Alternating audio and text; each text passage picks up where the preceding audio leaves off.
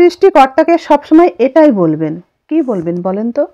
সৃষ্টিকর্তাকে সবসময় এটাই বলবেন, নারী পুরুষ সবাই এটাই বলবেন, তুমি তার প্রতি আমাকে দুর্বল করো না, যাকে আমার জন্য সৃষ্টি করনি।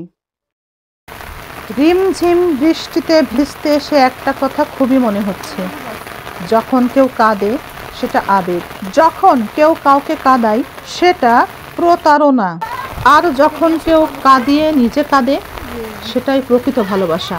জানেন তো, যে মানুষটি সম্পর্কের মায়া বোঝে না, সেই মানুষটিকে আপনার মনের যত গভীরেই রাখেন না কেন, সে কখনোই আপনার আপন হবে না।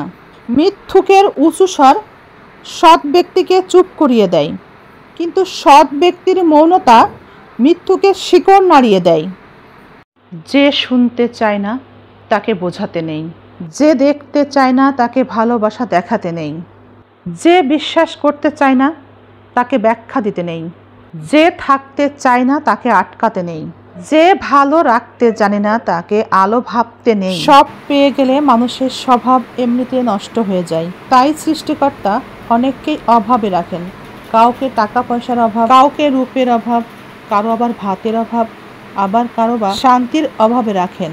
ঘুরে দাঁড়ানোর জন্য টাকার থেকেও গুরুত্বপূর্ণ নিজের সৎ হওয়া এবং নিজের যোগ্য হওয়া। মনে রাখবেন, মিথ্যাবাদীর কাছ থেকে কখনো সত্যের আশা করবেন না। নত হলে যদি সম্পর্ক গভীর হয় তবে নত হও, কিন্তু প্রতিবারই যদি তোমাকেই নত হতে হয় তবে তুমি এবার থেমে যাও। কারণ ভালোবাসার স্থান বুকে, পায়ে নয়। দাবি যখন আপনার তখন সেটা ন্যায়, দাবি যখন আমার তখন সেটা অন্যায়। কেন রে ভাই, নিজের বেলা 16 আনা, পরের বেলাতে কেন একা নাও না? সবাই অনেক সাধু, অনেক ভালো, তবে কি সেটা সুযোগের অভাবে? মধ্যবিত্তের জীবন এমনই হয়, স্বাদ থাকে কিন্তু সাধ্য থাকে না। দামি জিনিস ঠিকই দেখে কিন্তু না দেখারই ভান করে। হাসেও ভেবে কাঁদেও ভেবে সে একজন মধ্যবিত্ত। আর কিছুই চাওয়ার নেই তোমার কাছে। স্বামী নামের মানুষটি মাথার উপরে বটগাছ হয়ে থাকলেই জীবন চলবে। সম্পর্কে থেকে দুজন দুজনকে সময় দিবে, যত্ন করবে, এটা খুবই দরকার। সম্পর্কে থাকা মানুষটি কারো কাছে অর্থ চায় না, এটা সেটা কিছুই চায় না, শুধু চায় সম্মান আর যত্ন, যা একটা সম্পর্ককে সুস্থ রাখে।